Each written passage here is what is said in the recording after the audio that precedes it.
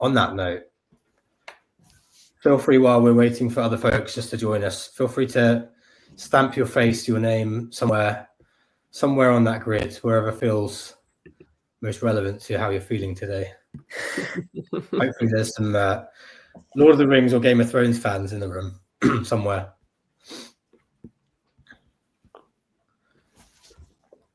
Where are you, Annemarieke, Eva, where are you sort of landing on this thing today? There's a lot of crying going on. Oof. To be honest, I'm not a Lord of the Ring knower, to be honest, or a watcher. But I think I'll be on the left top today. Amazing. I'm going to go there as well. It's been a good week. It's been a good week. I'm not always posting my face there, I have to say that. So no, that wouldn't be very realistic, huh? Folks, just while we're waiting for a few more people to join, welcome. Feel free, say hi in chat. Feel free to share LinkedIn profiles or just say hi, where you're coming from. We want these sessions to all be about maybe making some connections between people as well. So please feel free to say hi and start connecting a little bit in chat. Same for you both, Annemarieke and Eva. Feel free to share some details in there. Just give it a couple more minutes, just because we've still got quite a few people coming in, which is exciting. Mm-hmm. And then we'll get started.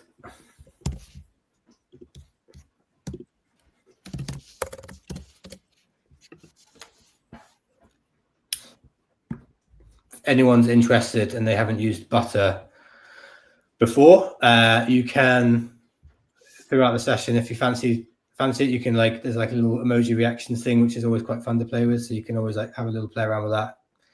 Keep you help us understand if we're saying the right things or not. And just for everyone's just so everyone knows, just because this is in webinar mode on Butter, everyone should, if it's working properly, be on mute. You shouldn't be able to unmute yourself, so it saves us having to ask people. But if you do have a question you want to ask, you can raise your hand. There's a little Q button on the left. So if you have a question, you can throw your hand up. We will try and save some time for some questions at the end of the session as well, and give people an opportunity to do that too. But if you've got something, feel free to raise a hand. Cool. We have a lot to get through today, so I reckon we should kick on. You, Eva, Annemarieke, happy to kick on? Definitely. This is such a shame to see so many people in the bottom right hand side of the check-in thing, but I hope you're all doing okay. It's almost the weekend. We will kick on and get this thing started. So thank you so much to everyone for joining us today. It's awesome to have you here, and really awesome also to have both Annemarieke and Eva with us here today as well. I am not going to try and do the job of introing you both, because I will do it terribly, and you'll do a much better job. So I'm going to pass the mic over in a minute, but just want to say thank you to everyone for joining today. Hopefully you won't hear much from me today. I'm just here to host, to facilitate, to connect the conversation a little bit, move things along as well. So if anything goes wrong, it's on me. But thank you so much for coming along. If you aren't familiar with OpenOrg yet, and we're new to you, come and check us out as well. If you have a few minutes after the call, super useful to a lot of startup, scale-up people teams. I won't go any deeper than that, because I want to pass over to Eva and let you say hi to everyone. Yeah, thank you so much, Adam. And it's so exciting to see so many of you here. Hopefully we can be useful and add some value to each other today. So my name is Eva. I am a recovering psychologist. Over the past years, before starting my current company, Pandria, I worked as an investigator in organizational culture. And I also started my working life at McKinsey, where performance is, as you might know, a bit of a non-negotiable. So today we'll be talking through a kind of approach that was really shaped beyond my scientific background by working with a lot of people over the past years through building Pandria, and also learning from my teammates there. So one of our teammates has implemented performance management software over 300 times. So he's really seen what works and what is just playing, kind of performance theater as we call it. So I'm really excited to get into what we learned and how that might speak to your challenges today. Awesome, thank you so much. Yeah, we've got like really packed sessions. We're going to try and like fit as much in as we can, but we've got an incredible like feedback maturity scale that you've developed at Pandria that we're gonna run through. This is going to be a bit interactive as well, folks. You've got a couple of polls and a couple of opportunities to share where you're at, and we'd love to hear from a few of you as well. So really excited to dig into that in a moment. And Annemarieke, over to you. Yes. Hi guys. Well, first of all, thank you, Adam and Eva, for the invite. I really look forward to it, and I also look forward to learn from everyone. I started my career in executive search with Eva. I see you there as well, Eva Joosten. And from there, I moved into HR because it's nice to. I liked the recruitment side, but I also very much like to see how further in the organization and in the employee experience does an employee or a colleague grow. So I moved into consultancy in HR and recruitment for startups and scale-ups in the Netherlands. And from there, I ended up at one of my assignments, Temper. I stayed there for 6 years. And I think throughout my consultancy period there, I learned a lot also at Temper, like how do you implement performance? Because a lot of companies, when you start scaling, it's very difficult to think about what is good performance. So there, I learned a lot, and I would love to share my thoughts with you and my experiences, but also I would love to learn from you guys as well. If you hear snoring in the background, that's because I brought my dog to the office, and he's very lazy, so I hope he doesn't do it, but yeah, you can't control animals in that sense. But then if you hear it, that's the reason. Yeah. Awesome. Thank you so much. Sorry, that was my phone that went off that you probably heard. Everyone, so I've made the first error of the call. I'm glad it was me. I've got a new MacBook that I've never used before, so I'm still trying to get used to like notifications. And I have lots of estate agents trying to call me at the moment, so I will try and fix that now.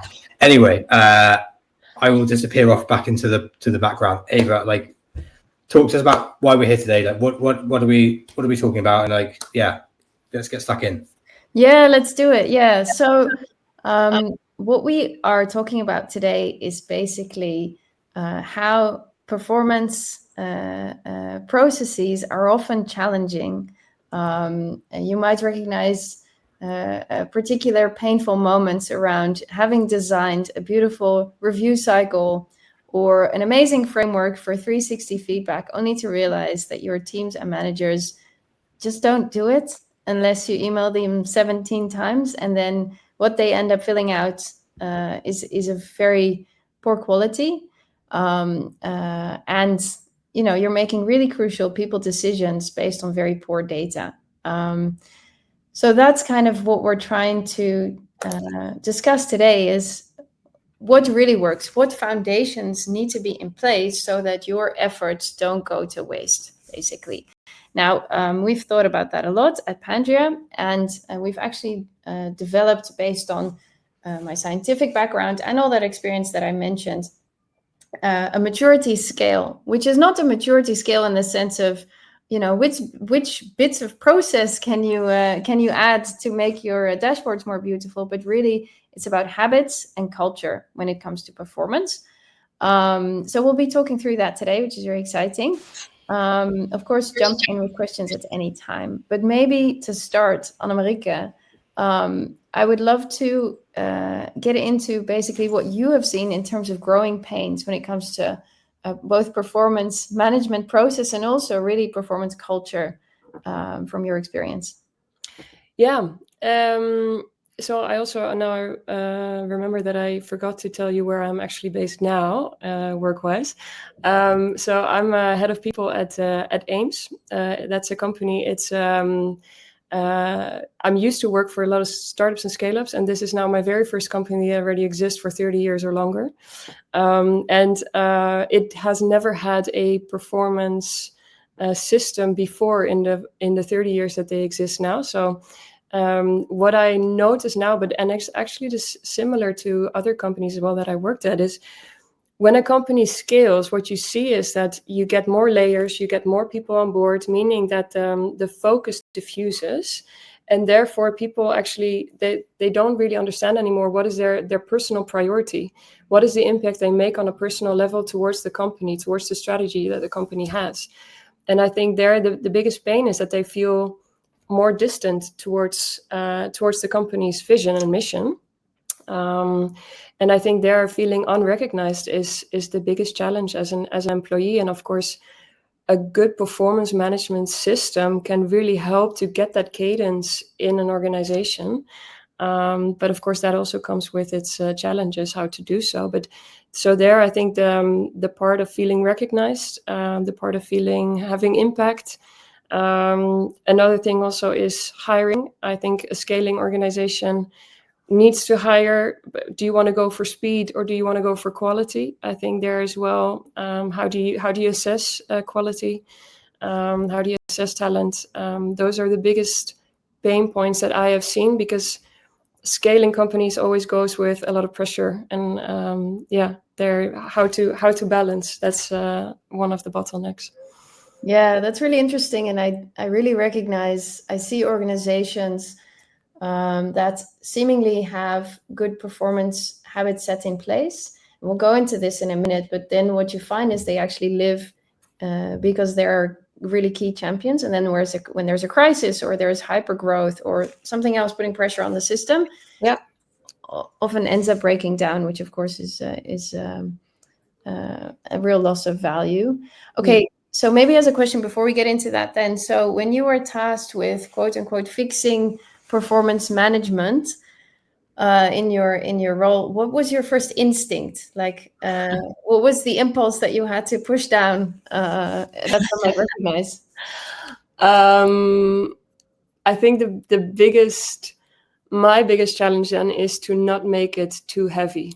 It's super easy to start thinking, okay, we need a process and we need tools and we need lots of heavy, strict guidelines in how to do so. But I think putting that in place already makes it such a burden for a lot of employees to go from nothing to something. And not only employees, but also for managers, it's a huge change. And we need to, I tend to forget that change it's normal for me, but it doesn't mean that it's normal for anyone else. And you need to take them on board. And that was my first instinct. And it still is sometimes. I need to be realistic that it takes time to implement performance management overall, whether it's a tool or a system. The framework itself, it needs a lot of communication and involvement and clarity. Yeah, we've seen, like, I think there's always like a couple of different things you're trying to probably build for, but actually I see companies get really focused in on like one side, and that tends to be like tooling and performance framework, as it were. Like how do we build cycles? What do we build them on? How often do we do them? That's where a lot of the focus is. And when we speak to people teams, they're thinking through this stuff relatively well often. But when you start digging deeper around like some of what we might call like the foundations of things that you need in place and need clarity on in order to put these building blocks on top, those things aren't there. So you're building on this like house of sand almost. Yeah. And that's where this idea of like feedback and building performance culture and habits, you don't see many companies genuinely doing this really, really well. And for me, to get those things right, layer the tooling on top, like the tooling should be there to elevate and make that work a bit easier for folks. But I think people often think that they can put the tooling in place and then create habits on top of that, which a lot of the time doesn't work. So it's a really interesting, like, weird space for you to be in, Eva, because you're obviously sitting in the tooling space, but we're talking about habits and rituals, and you're doing like a really nice balance of it at Pandria, I think, in terms of like making sure you're covering both, which is very cool. So anyway, super interesting. Like, I know you've got your like maturity scales. I'd love to like maybe dive into that a little bit and maybe see what those steps are, and then maybe start thinking about where some of the folks in the room are with that stuff as well. Yeah, let's do that. I'm super, super curious about that as well. So what we'll do in this part of the session is I will talk you through the stages that we've distinguished, and first mention basically how you can even diagnose or recognize at high level where you stand. Then, of course, afterwards, after asking you guys some questions, we will talk about indeed what those foundations are that need to be in place. And then, of course, what can you do about that, and what does that mean for your organization? Also, how do you communicate the value of those efforts, of course, to the rest of your leadership team as well? So to start, first and foremost, with what are those stages? Now, not to worry, there's going to be a bit of content, but of course, we were prepared for your questions, and we'll share all of this at the end in an overview as well via email. I think you might recognize the first stage, as we hear a lot of organizations here. We have called the first stage ad hoc or avoidant. So what you see here is basically feedback only happening at annual reviews. People have the intention to exchange feedback. People say they want more feedback, but when push comes to shove, they don't want to give more feedback. Managers avoid tough conversations, and you get that horrible sense of surprise at the exit interview or review. What we also see there at one-on-ones are often superficial, very task-oriented, and expectations are not fully embedded. So if you ask people point blank, what are your goals and what is expected of you in your role, people have trouble answering that question. So that's stage one. Moving on, stage two. What we are seeing there is a crucial role for managers in starting to model behavior. So leaders are starting to show some vulnerability, but it's spotty. So your performance experience is very dependent on what team you're in. I think that's an often heard concern as well. There are pockets of good practice, but they really depend on some people managers just being excited about being a good people manager, whereas others being really good at their job, just perhaps not keyed into the fact that managing for performance and for engagement is part of their job as well. So some practices are becoming routine, but it's very fragile. Then moving on to kind of formalized, right? This is the third stage. What we see here is that we're starting to implement goals that are being reiterated on often, but they're still not very closely connected to the lived experience on the one hand and the overall strategy on the other. Feedback is starting to become more normal, and people are starting to feel more recognition, which is fantastic. The muscle is starting to build. However, we still see that feedback is often praise heavy and not necessarily development focused. So people still find it challenging to really know just how to get to that more challenging conversation. But the great news is trust is forming. Then fourth, we see some of our customers here, and it's an exciting thing to see, is there are consistent rituals and accountability organization-wide, right? It's really embedded in your onboarding, in your every kind of communication, all the way from top management really down to of course, people managers and people leaders as well, that performance is how we do things at our organization, right? Feedback is starting to really drive development, and managers are starting to recognize that this is their job. Yes, it does sound dreamy. It can be done. The thing is, with a lot of these, right? Once you step into an organization like that, you step around and you think, wow. But then knowing how to get there is the challenging part, of course. Okay, and then finally, there is more. So these organizations, I think we all know, are far and few between. Am I mixing up an English saying? I tend to make alphabet soup of sayings, so bear with me. It was spot on. So here, what we really see is that constructive feedback is a very normal thing to do, and people are proactively asking for it. And of course, the consequence of that is that your performance culture is starting to be a magnet for talent, right? Performance discussions are good and fun, and people start looking forward to them because the organization has started to develop and attract the kinds of people who, thrive off of this. And it's starting to make teams more cohesive because, of course, it's a flywheel, right? Trust is stronger and stronger because of these types of conversations. And process doesn't feel heavy, but it feels valuable. There's a real return on investment on that process. So I will stop there. These are the 5 stages that we have discerned. Of course, a lot of more structured thinking around the dimensions of these have gone in, but I've boiled it down. So I hope this is enough to kind of get a sense of where you stand. I love that. And just FYI, folks, we whizzed through those, but we've got a lovely little takeaway doc we're going to follow up with and share with afterwards. It goes into way more depth on these 5 stages and like some of the building blocks and foundations you need to put stuff in place, which we're going to dive into in a minute as well. But we'd love to know and just like get a little bit of a snapshot picture of where some of you are on this scale, as it were, today. So let me just see if I can open that up now. Clicking around. Right. So quick poll for you all. Just take 30 seconds. We'd love to just, based on what you've read or heard just there, just quick pulse check from you all on where you think your org sits today. I know where we tend to see day to day.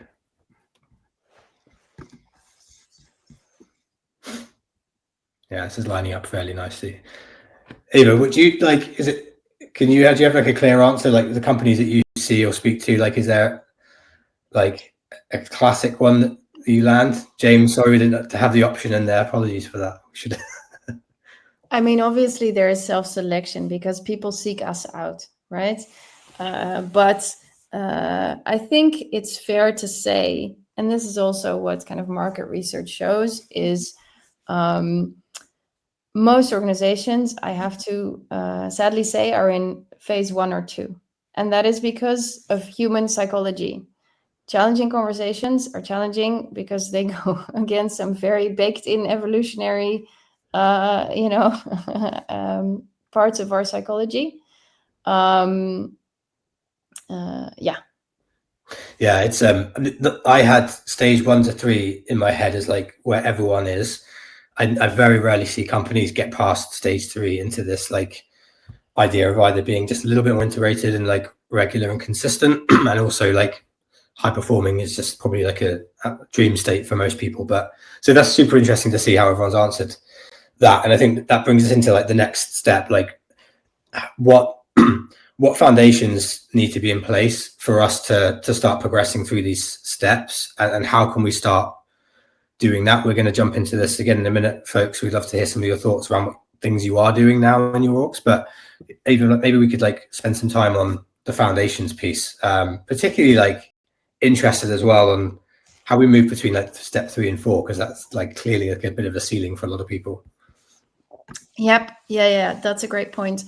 So I'm going to present these enablers as kind of build this first. Do not move on until you feel comfortable this is in place, because you will be wasting your efforts. Now, that's a bit of a harsh statement, but it's lived experience. Of course, the concrete things you can do to get there, we'll get into in a moment. But firstly, when you're in the avoidance stage, right, what's really lacking is foundational sense of trust and safety. Now, I'm not going to dwell on this. We all know about psychological safety in our lines of work, of course. But how you see this is people don't speak up, for example, or admit mistakes.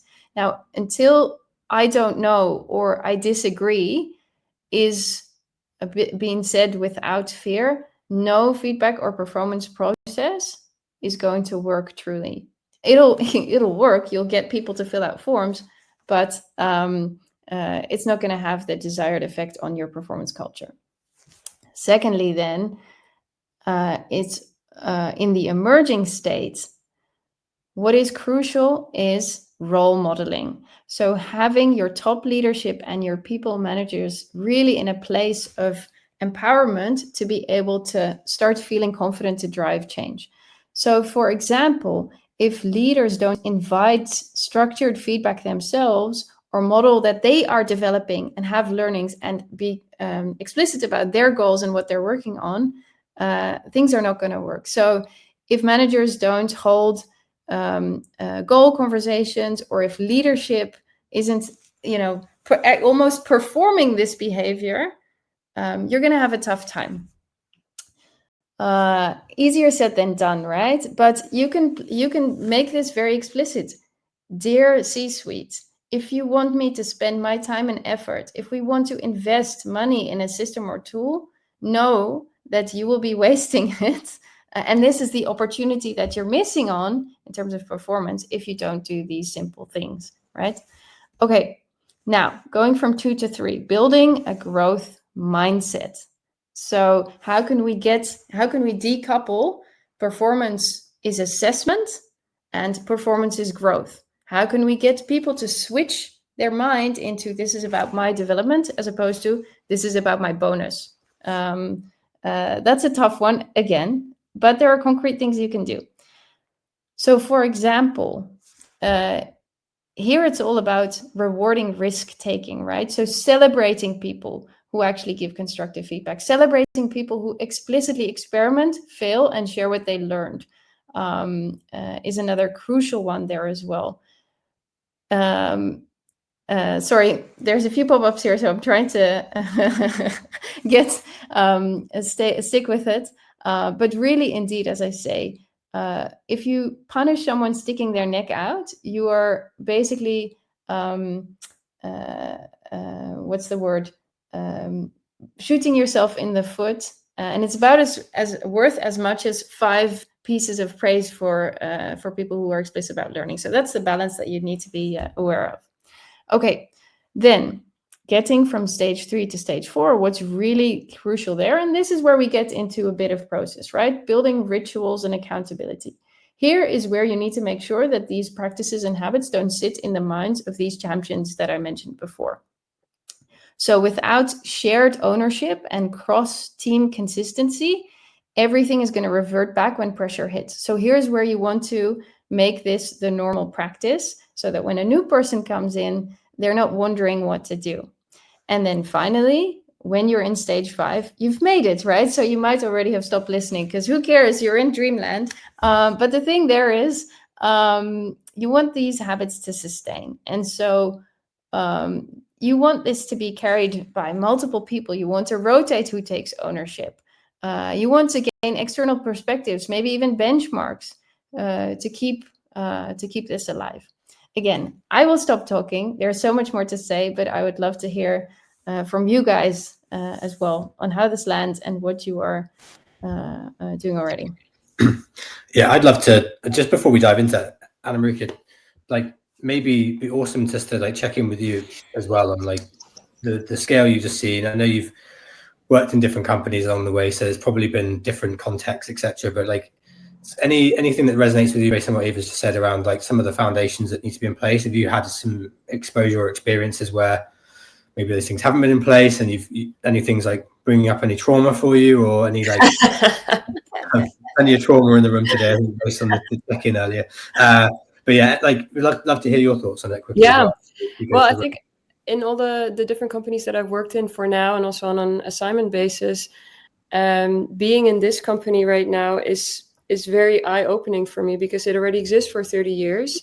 And you would say that the managers who are also already managers for an X amount of time, you would expect them to understand how it works, but you can't make those assumptions. If they've never had that information, training, support well, you expect them to be a role model, but what is the best role model then? And what do you expect of them? So be super clear and align together as a leadership team because it's not only HR who should just push on it, because management team is asking for a clear performance management. It should be a joint effort here. And I think that's the sometimes missing, I think, in the whole process. The question comes from, hey, we need performance management because we need more insights. HR, please fix it for us. And that's not how it goes. And I think that's my biggest learning in the whole framework, Eva, that you just shared with us.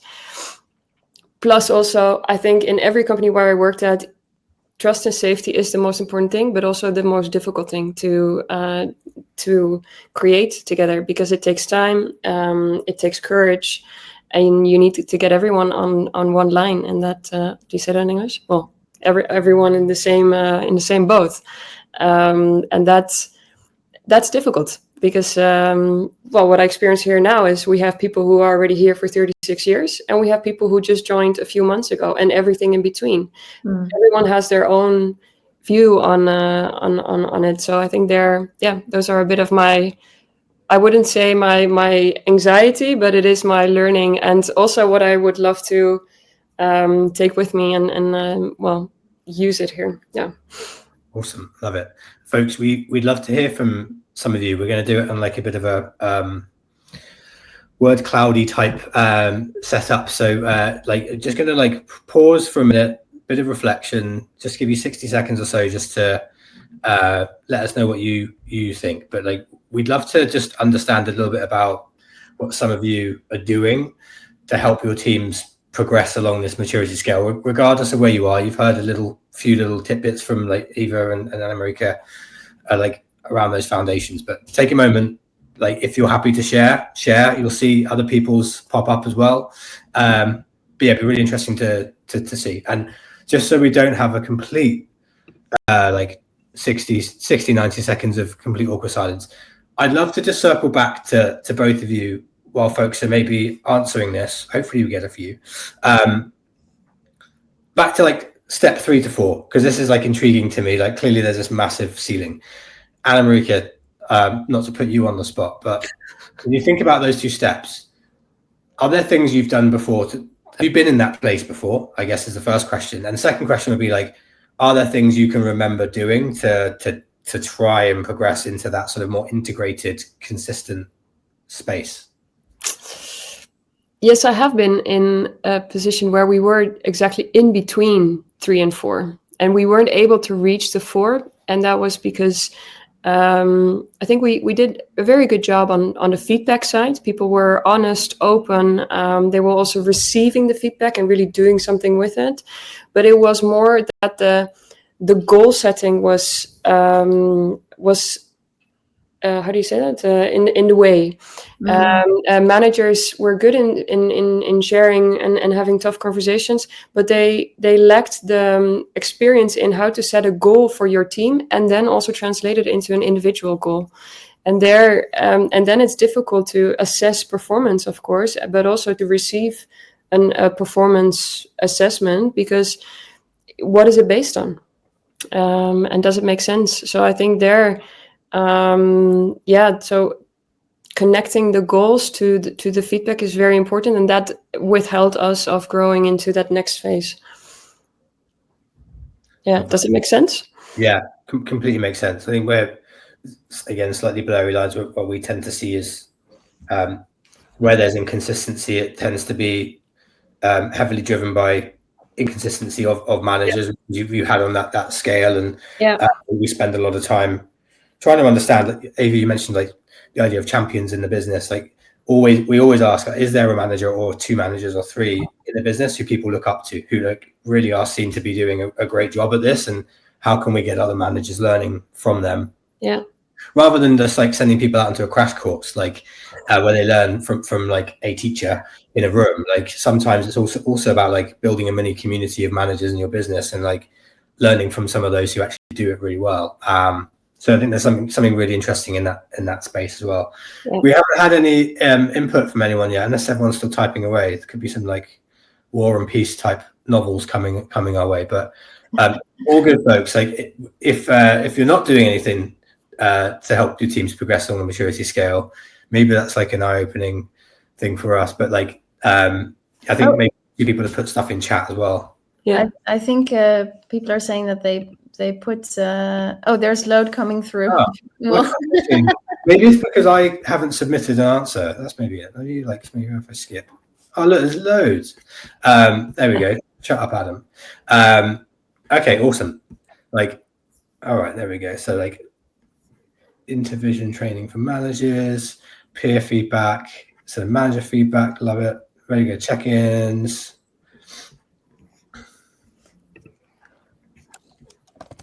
Very cool. Nice. Like, yeah, have a read through, folks. Like, and FYI, back to our like point about building some connection and whatnot between each other. Like, if you're seeing anyone's answers here, then they're doing something that you would love to be able to do. Like, go grab them for a coffee, a chat, whatever. Like, we're big on trying to build some community here at OpenOrg. So like, yeah, go. There's lots of cool stuff that folks are doing here, which is very, very awesome to see. So yeah, love it. Awesome. Okay, Eva, back to you. What's the sort of like next step after this? We've established the five steps. We've like thought about the foundations. Like, what are we thinking about next? Yeah, it's all about what you can do, right? How do you take action? And there's one point that really catches my eye here, which is there is change fatigue within the business. Oh Lord, not another transformation, right? And so this is really about constantly communicating how this is valuable, but also playing into... Adam, is it just me that I'm not seeing and hearing Eva? I think so. I can hear. Yeah. Oh, that's Can weird. you hear Eva? Bit of like reactions, emojis. Okay, Thumbs up, I yeah. can't. Yeah. Great. weird. Oh no. Oh, Okay, I will keep speaking, and Annemarieke, sorry. I can't. Yeah. Okay. Oh, more people cannot. How strange. very strange. I can, some can't. Mute and unmute. Shall I try that? Yeah, unless you know sign language. Here she is again. There? Maybe we're back. You try turning it off and Yep. on again. Yeah, No, exactly. Have you plugged it in? So, indeed, there can be change fatigue, transformation fatigue, 100%. So the goal really, again, is to do this step by step. Communicate the value. Make sure, as in any scaffolded learning in a new habit building process, you need to make sure that people are rewarded for the steps they take. Feel the value before you move on. Otherwise, you're going to be wasting efforts. So what can you do actually? So we're going back to our stages, right? On stage 1, establish a norm around how we behave with each other and reward dissent. So this is all about, to remind you, building trust, right? Leaders have to go first. So admitting mistakes in all hands, openly asking, what should I stop doing? You know, if the CEO says that sends a super powerful message, right? Just the other week, we had one of our customers have a very tenured member of staff giving upward feedback for the very first time. Cuddle this person, hug them, put them on a stage, put balloons around their head, right? This is about setting the team norm. Then moving on to, kind of getting to that role modeling, we want this to build on this habit. So managers sharing their goals, as I mentioned, share what feedback they got from their team and what action they're actually taking on it. So the worst thing that can happen is someone giving constructive feedback to realize nothing is being done with, right? That hurts your culture more almost than no one giving constructive feedback. So be very explicit about the fact that feedback has value. Also, set the expectation with managers and actually drive your promotions around, are you doing good one-on-ones? How are you discussing goals? So make it very clear that this expectation is set with managers. Then thirdly, as we move on to the more formalized stage, as you said, Annemarieke, here we're tying it into goals, right? So tracking if people are progressing on their goals, not just, hey, you made your hard target, but also you're applying your new skill. Not just you went to the training, but you're applying your new skill. You took on that stretch assignment, taking a risk, and you actually completed it. Here, we want to make sure that as you're getting your one-on-ones in place, they actually reference past feedback and tie in, right? And one thing you can very concretely do is measure the time between a performance issue emerging and managers talking about it with their teams. It's a very concrete thing. If you see that decreasing, you know you're doing well. If managers are coming to you, people leaders saying, I have a problem with this person, your first question, of course, is, well, have you discussed it with them? Okay, if you can start taking note of those, That's a very powerful thing to do. Moving on to the fourth stage. This is where we're building in process, right? This is where you can decide also, on how you will be documenting this. But as you can tell, for me, documentation, I know it's a compliance and important thing when it comes to people decision making. It's not a thing that makes my heart beat faster. So we're all about right, making sure that process is in place to make the habit stick. So, for example, what you can do is create peer accountability. So teams reporting on the health of their feedback rituals, one-on-one rituals, not just upward, but also to each other, right? Here, whereas a little bit of gamification or peer pressure comes in, managers start realizing that they're being appreciated for these types of rituals, and to each other as well, which is a very powerful thing to do. And then finally, when you're in fifth stage, and I'll be brief here because, again, rainbows and lollipops, things you can do is really build in retrospectives, as you do with any people process, of course. You can rotate kind of a culture council around this, seeing how things can be even further improved so that multiple people take ownership. And as I mentioned, it can be very valuable to compare your practices to peer organizations that you really look up to in order to take that step up and also really bank on the competitive advantage that you now have with this culture. I know that there's a lot more that you might be curious about, so let's get into that in Q&A. But these are the kind of tidbits that I wanted to pull out in terms of actions.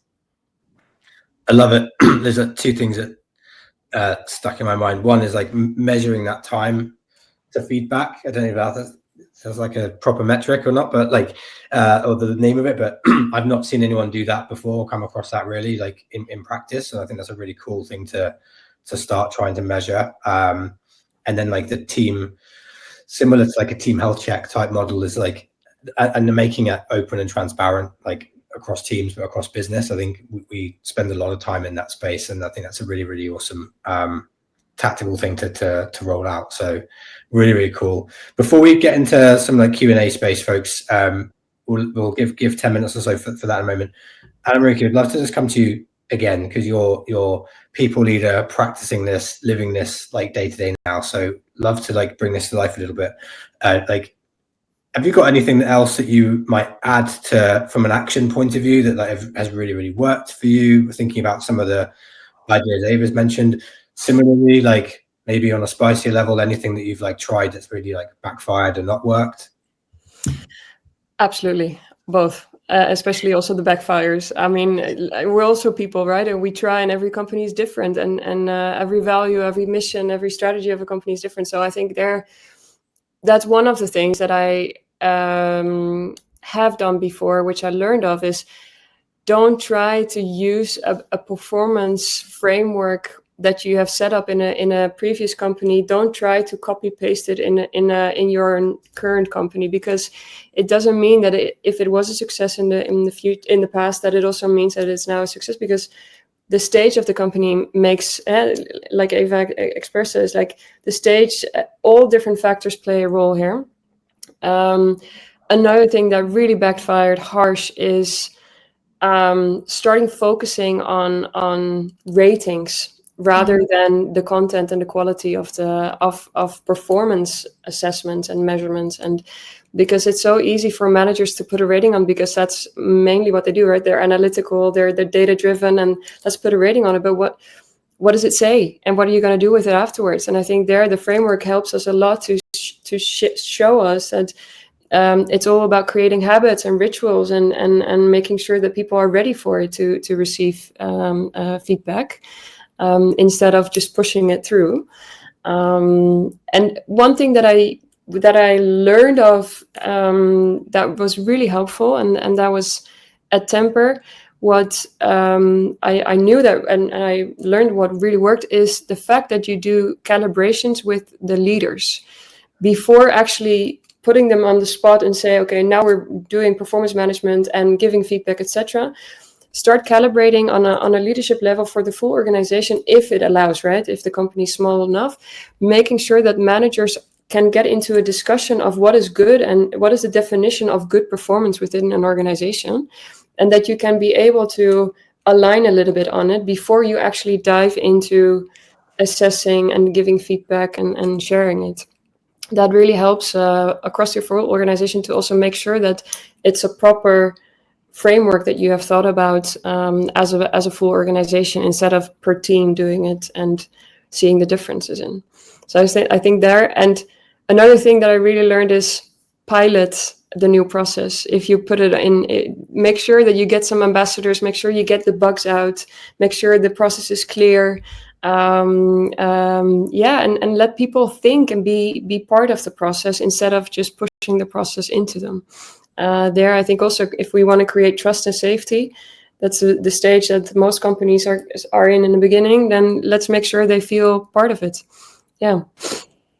Co-creation, experimentation, speaking my language. Love it. Thank you for that. Really adds some color to some of the conversation that we've had around that maturity scale. So folks, we are hitting Q&A time. I am going to share one more poll, which I'd love to do, because number one, I clearly didn't know how to work the first one well enough, and I'm excited to do it properly this time. But we'd love to, this might just get the juices flowing a little bit for Q&A as well. So if you have a question, please feel free to either put it in chat or hit the Q button, and we can hand you the mic if you'd like to chat.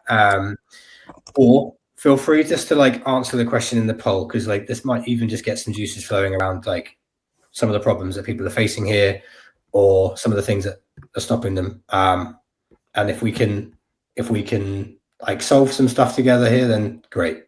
So I'll just give you another 60 seconds or so on that one. Awesome. We've got a question. So whilst folks are answering that, I'm going to, this I hope works, Stephanie. It doesn't work. There's a couple of times it hasn't worked perfectly, but I'm going to pass you the mic. Hopefully you can unmute yourself.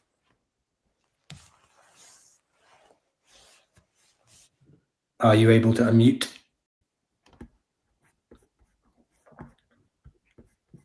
No, maybe not. Sometimes that works, sometimes it doesn't. Feel free, Stephanie, if it's not working, it does not work. Right, give me 1 second. I'm going to get you back. Don't go anywhere.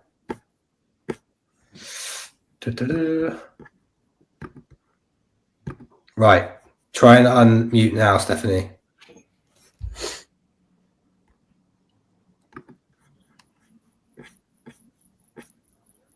Technology sometimes fails, huh? Yeah. Never. Oh, your browser's blocked it. I thought it was. Questions way up here. Let's have a little look back through chat. How many employees can a manager effectively coach? In other words, how large can their span of control be? I have an ops manager who is doing performance reviews for 47 colleagues. Wow. Yeah. Thoughts? There is no magic number, but I can tell you 47 is too much. So what you want, of course, is for the performance review to have no surprises, as we said before, right? So if you manage a process well, and you have ensured that feedback is exchanged and documented throughout the cycle, then it should be the case that performance review is not a big effort or weight. That is, of course, also how we have thought about designing our product at Pandria. However, you're still having to have conversations with people that you want to prepare, that you want to follow up on. So, I mean, the question of optimal span of control, I think, depends on so many things, including the maturity of the team themselves. I would say a span of around 8 to have good conversations, on a bi-weekly basis and get other stuff done feels kind of like a natural limit. But there are some who are able to do it with 15 because their team is very mature. 47, yes, virtual hugs. I think I had 10 previously in my last company that I was directly doing, and that was doable and manageable, but I think I probably wouldn't have wanted to do much more than that. And I think I don't think it is a magic number, but was it Google did some research around like perfect team size being 7. I don't know if it was like through the point of view or the lens of feedback specifically, but like, yeah, it's safe to say probably that 47 is probably a smidgen over the realistic size. What about you, Annemarieke? Like, any thoughts on that question? I'm very happy I never had a manager with 48 or 47 direct reports.